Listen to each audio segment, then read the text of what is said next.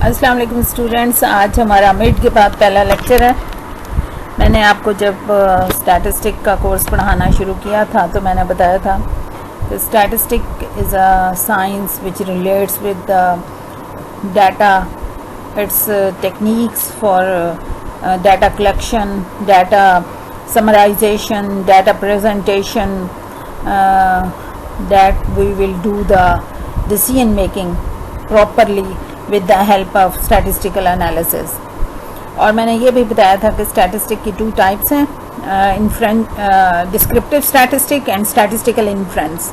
Statistical inference deals with the decision making, prediction, forecasting, estimation, and descriptive statistic deals with data collection methods, data classification, data presentation, data summarization and data analysis. So we have gone through with the techniques of data collection, data classification with the help of frequency distribution, data presentation with the help of graphs, and now we are moving towards data summarization. So your course is relates with the descriptive statistic, तो इसलिए हम इसमें data summarization और analysis तक ही पढ़ेंगे। Data की जो हमारे पास प्रेजेंटेशन या समराइजेशन है वो 2 तरीक़ों से होती है। एक तो आप ग्राफिकली डाटा को रिप्रेजेंट कर देते हो, जैसे आपने हिस्टोग्राम में देखा, आपको पता चलता है कि आपका डाटा की पीक कहाँ आ रही है, मैक्सिमम वैल्यूज़ कहाँ हैं, मिनिमम वैल्यूज़ कहाँ हैं।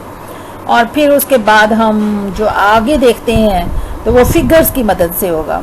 2 चीज़ों से हम चीज़ों को रिप्रेजेंट करते हैं, by graphical techniques and by mathematical या एनालिसिस और कैलकुलेशंस।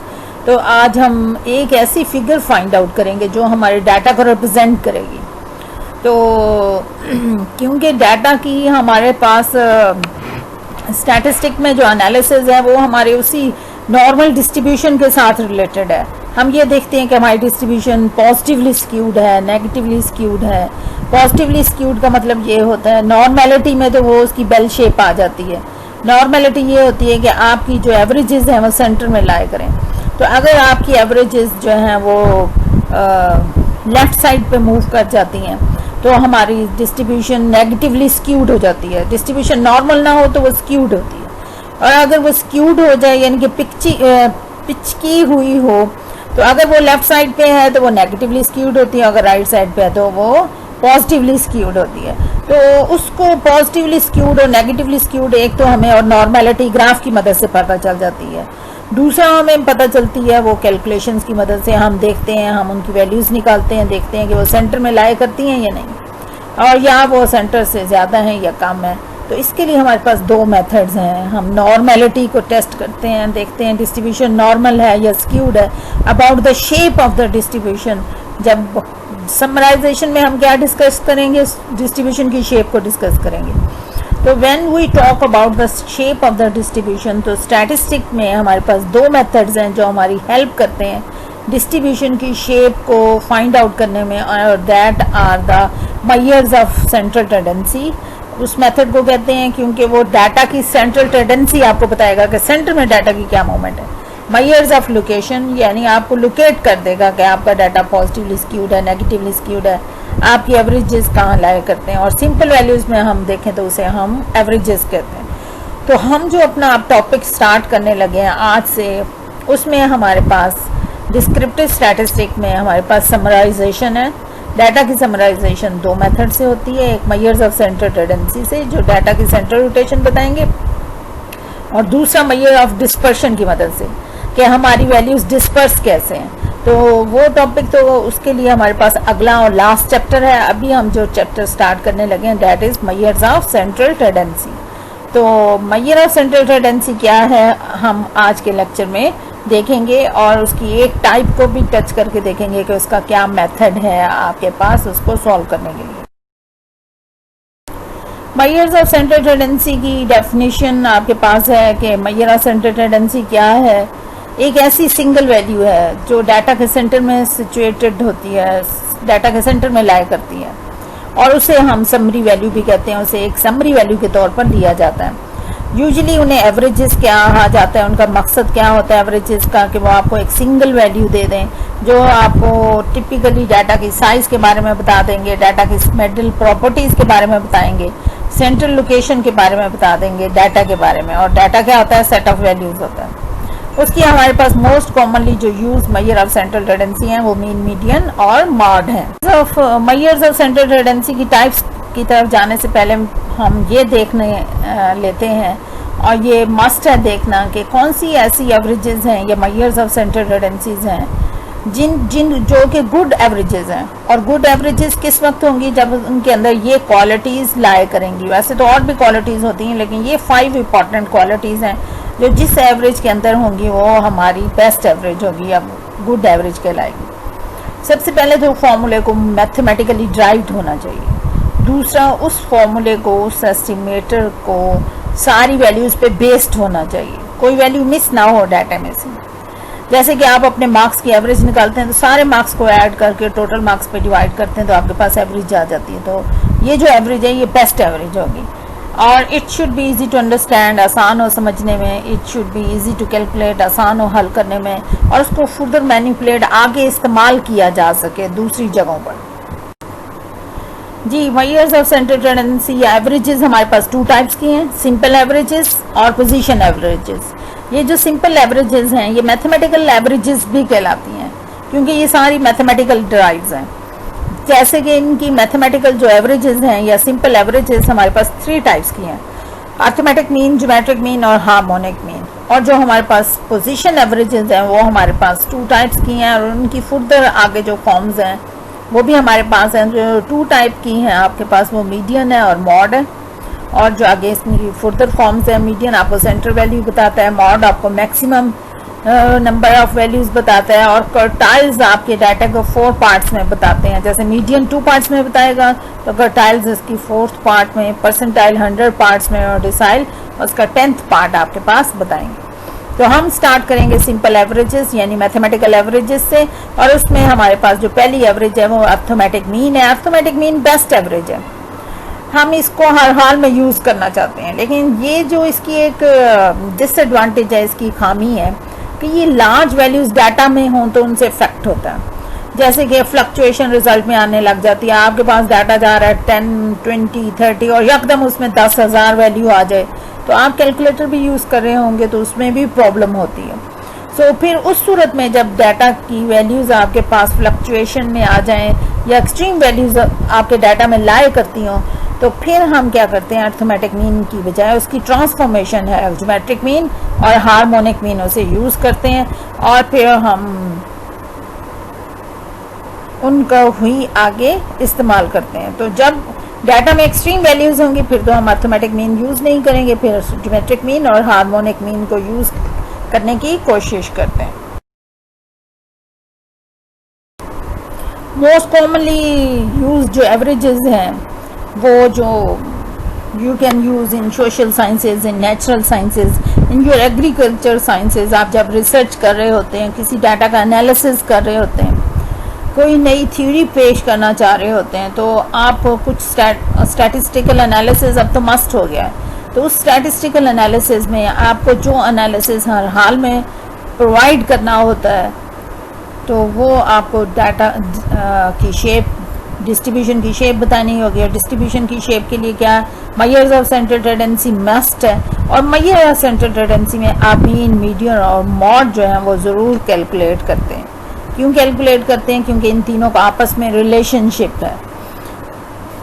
क्या रिलेशनशिप है ये हम आगे जाके देखेंगे, लेकिन तीनों मेजर्स जो हैं वो इम्पॉर्टेंट हैं और इनको कैलकुलेट करना ज़रूरी होता है। तो हम मीन से स्टार्ट करते हैं, अर्थमेटिक मीन से। और अर्थमेटिक मीन का आपके पास जो फॉर्मूला है उसको x बार से रिप्रेजेंट किया जाता है, और ये वेरिएशन तो आप सिग्मा की आप जानते हैं, sigma I varies from 1 till n xi, यानी सारी xi, x1, x2, x3 up till xn सबको प्लस किया हुआ है और नंबर ऑफ वैल्यूज n पे डिवाइड किया हुआ है।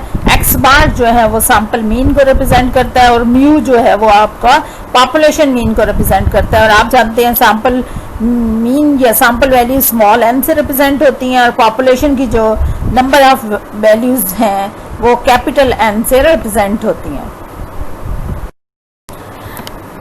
जी डियर स्टूडेंट्स, स्टैटिस्टिकल टेक्निक्स जो हैं आप डाटा के पे जो अप्लाई करते हैं तो आप ग्रुप डाटा पे भी कर सकते हैं और अनग्रुप डाटा पे भी कर सकते हैं। तो कोशिश तो हम ये करते हैं कि हमारे पास जो ग्रुप डाटा अनग्रुप डाटा है उसको पहले ग्रुप डाटा की फॉर्म में लिया आया जाए, लेकिन कभी कभी हम अनग्रुप डाटा को भी यूज़ करते हैं। तो अनग्रुप डाटा पे भी आप वही टेक्निक्स यूज़ कर सकते हैं और ग्रुप डाटा पर भी। तो आज हम अर्थमेटिक मीन का ग्रुप डाटा से भी देखेंगे और अनग्रुप डाटा से भी देखेंगे। इस स्लाइड में बताया हुआ है कि वर्ड एवरेज का क्या मतलब है। एवरेज को मोस्टली अर्थमेटिक मीन से रिप्रेजेंट किया जाता है। Arithmetic mean most commonly used measure of central tendency है। मीन है क्या? मीन है sum of all observations, sum of all values in the data divided by the number of observations in the data. यानी आप सारी values को sum up करेंगे और उनको उनकी नंबर ऑफ वैल्यूज़ पे ऐड कर देंगे। जैसे आपके मार्क्स होते हैं साइंस के, इंग्लिश के, उर्दू के, आपके 100 में से मार्क्स हैं, आप तीनों को ऐड करेंगे और किस पे डिवाइड कर देंगे? 300 पे। तो ये आपका क्या होगा? मीन होगा। जो सैंपल वैल्यू है एक्स बार से रिप्रेजेंट होगी और जो पॉपुलेशन की वैल्यूज़ है वो म्यू से रिप्रेजेंट होगी।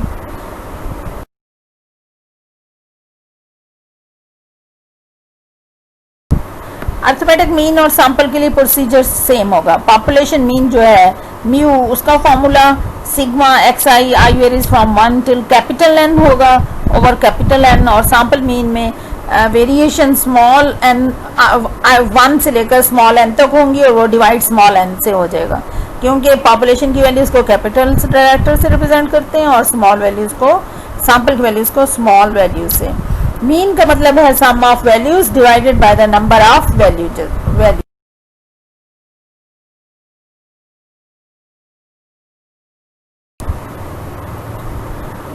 जैसे कि इस एग्जांपल्स में देखें, एग्जांपल 1 में आपके पास वैल्यूज हैं 0 1 2 3 4 5 6, लेकिन वैल्यूज कहाँ से हैं? 1 से लेकर 5 तक वैल्यूज हैं।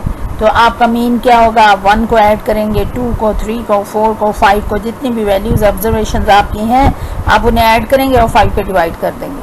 कितनी वैल्यूज हैं? 1 + 2 + 3 6 + 4 10 + 5 15। 15 को 5 पे डिवाइड किया तो 3 आ गया।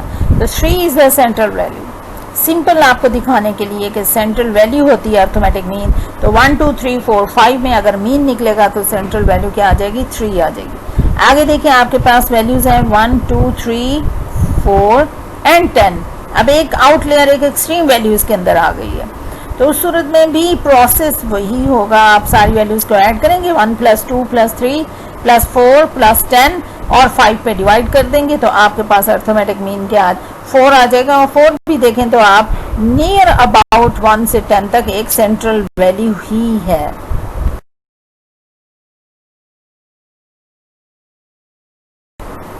एक और एग्जांपल मेरे प्यारे बच्चों के लिए कि आपने अर्थमेटिक मीन कैलकुलेट करना है। डाटा की वैल्यूज हैं 12 13 17 21 24 और 24 अगेन, देन 26 27 भी 2 दफ़ा, 30 32 35 37 38 41 43 44 46 53 58।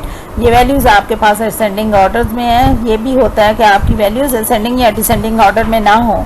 तो अर्थमेटिक मीन में तो हमें उन्हें अरेंज करने की ज़रूरत नहीं होती, हम उन्हें प्लस ही करते हैं, सिंपल ऐड ही करते हैं उन वैल्यूज़ को। लेकिन मीडियन में या मॉड में जो हमारे पास पोजीशन एवरेजेस हैं उनको हम पहले किसी न किसी अरेंजमेंट में असेंडिंग या डिसेंडिंग में ले आते हैं और फिर उनको उन पे कोई ऑब्जर्वेशन या ट्रांसफॉर्मेशन करते हैं।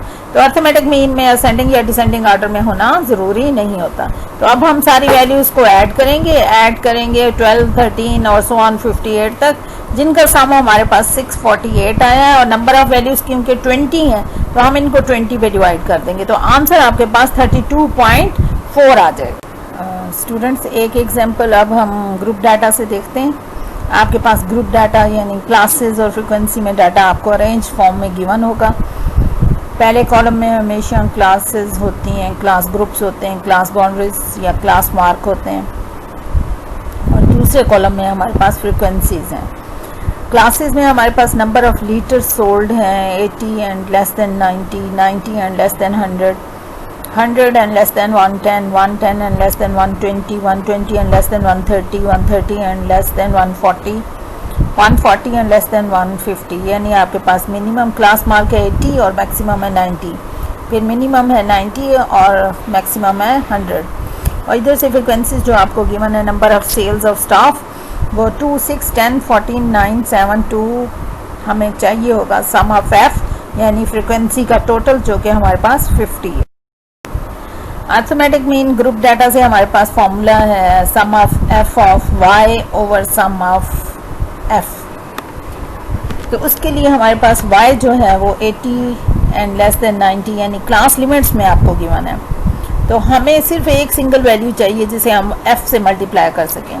तो चाहे क्लास बाउंड्रीज हों चाहे क्लास लिमिट्स हों, हमें उनका क्लास मार्क निकालना पड़ेगा अर्थमेटिक मीन कैलकुलेट करने के लिए। तो हम क्या करेंगे, क्लास मार्क मिड पॉइंट आप सबको पता है कैसे निकलता है, upper class bound plus class limit plus lower class limit दोनों को ऐड करते हैं and we divided with 2। So 80 plus 90 divided by 2 is 85. 90 plus 100 divided by 2 is 95. 100 plus 110 divided by 2 is 105. And similarly 110 plus 120 divided by 2 is 115. और 120 और 130 को add करेंगे तो और 2 पे डिवाइड कर देंगे तो 125 आ जाएगा। 130 प्लस 140 को ऐड करेंगे 270 और 270 को 2 पे डिवाइड किया तो 135 और 140 प्लस 150 को ऐड करेंगे तो 290 और 290 को 2 पे डिवाइड किया तो 145। हमारे पास मिड पॉइंट्स आ गए। अब इस मिड पॉइंट्स को हम मल्टीप्लाई करेंगे उसकी सामने वाली क्लास फ्रीक्वेंसी से। 85 को हम 2 से मल्टीप्लाई करेंगे, 95 को 6 से, 105 को 10 से, 115 को 14 से, 125 को 9 से, 135 को 7 से और 145 को 2 से। और जब हमने इनको मल्टीप्लाई किया तो हमारे पास एफ ऑफ वाई आ गया 170, 570, 1050, 1610, 1125, 945, 290। इनको ऐड किया तो 576 आ गया, 5760। हम इनको आगे अगली स्लाइड में जाके इनको कैलकुलेट करते हैं और फॉर्मूले में पुट करेंगे इन वैल्यूज़ को, सम ऑफ एफ को और सम ऑफ एफ ऑफ वाई को, और हम अपना अर्थमेटिक मीन ग्रुप डाटा की मदद से कैलकुलेट करें। अर्थमेटिक मीन ग्रुप डाटा का फॉर्मूला वाई बार से हम इसे रिप्रेजेंट करेंगे। उन्होंने हमें नहीं बताया पॉपुलेशन है या सैंपल है, so we are using small और कैपिटल वैल्यूज आप पे है। वाई बार यानी अर्थमेटिक मीन का फॉर्मूला है sum of F of Y over sum of F. Sum of F of Y हमने कैलकुलेट किया है फ्रीक्वेंसी की हर वैल्यू को उसके मिड पॉइंट से मल्टीप्लाई करने के बाद, और उस कॉलम का टोटल हमारे पास 5760 है। हमने उसको 50 पे डिवाइड किया तो हमारे पास वाई बार की वैल्यू 11.52 लीटर सोल्ड आ गई। सो अर्थमेटिक मीन इस ग्रुप डाटा का जो हमारे पास है उसकी सेंट्रल वैल्यू क्या आ गई, 11.52 litres.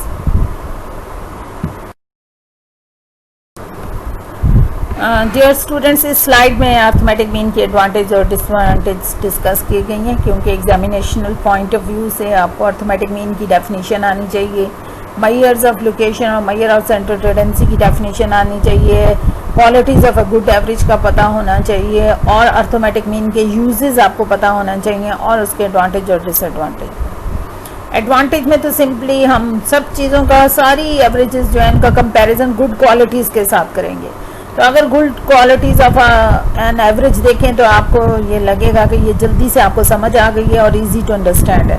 So arithmetic mean is easy to understand, it is easy to calculate, it is based on all values, हमने किसी वैल्यू को स्किप नहीं किया।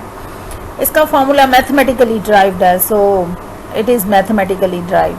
लेकिन इसमें मैंने बताया कि एक डिसएडवांटेज इसका ये है कि ये फ्लक्चुएशन आ जाए, डाटा में कोई एक्सट्रीम वैल्यू आ जाए तो इसके रिजल्ट से ही नहीं होते। तो स्क्यूड डिस्ट्रीब्यूशन जब आपके पास हो जाए उस वक्त ये रफली सिमेट्रिक डिस्ट्रीब्यूशन में ये गुड मेजर है। आउटलेयर कोई आ जाए तो ये फिर इन्फ्लुएंस होती है। और दूसरी इसकी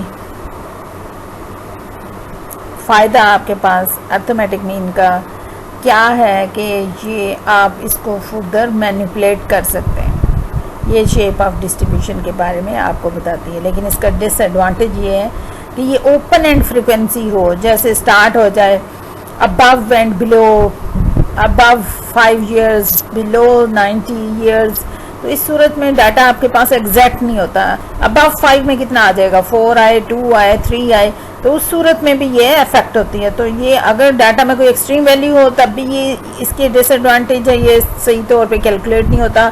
और ओपन एंड फ्रीक्वेंसी टेबल हो तो ये भी तब भी कैलकुलेट नहीं होता। होप कि आपको अच्छी तरह से समझ आ गया होगा। अर्थमेटिक मीन बुक से अपने इसके सवाल कैलकुलेट करें। शेर मोहम्मद चौधरी साहब की बुक है और डॉक्टर फ़कीर मोहम्मद साहब की बुक है, और इसके अलावा वर्ल्ड पूल की बुक है। प्लीज़ बुक को ज़रूर रीड करें, बुक ज़रूर लें। और अगर आपके पास नहीं है तो आप मुझे बताएंगे, मैं आपको व्हाट्सएप पे उसके स्केच भी भेज दूंगी। लेकिन इसको गो थ्रू करें, इसको याद करें, लर्न करें। मैं आप इनका किसी वक्त टेस्ट भी ले सकती हूँ, ज़रूरी नहीं कि सिर्फ हम ऑनलाइन एग्ज़ाम्स लें, या असाइनमेंट भी मैं आपको देने वाली हूँ, तो आपका इसका टेस्ट भी हो सकता है। तो इसको अच्छी तरह से गो थ्रू करें और इंशाअल्लाह आपको समझ आ गया होगा। और टेक केयर, खुदा हाफिज़।